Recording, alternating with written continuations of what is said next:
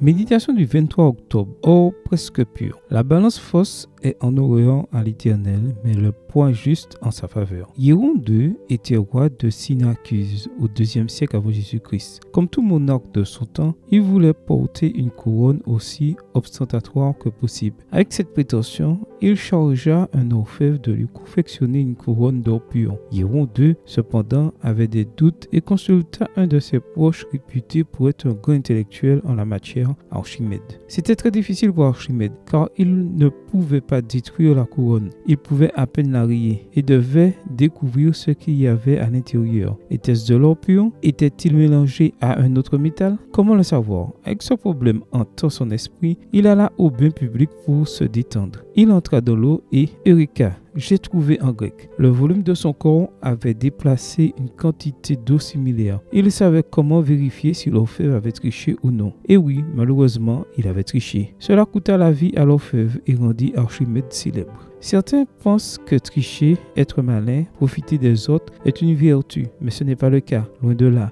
Il y a un dicton qui dit, à très juste titre, que le mensonge a des pattes courtes, on l'attrape très vite. À court terme, nous pouvons penser que nous avons gagné quelque chose. À long terme, cependant, nous comprenons que c'est une erreur. Et dans le terme éternel, que nous perdons tout.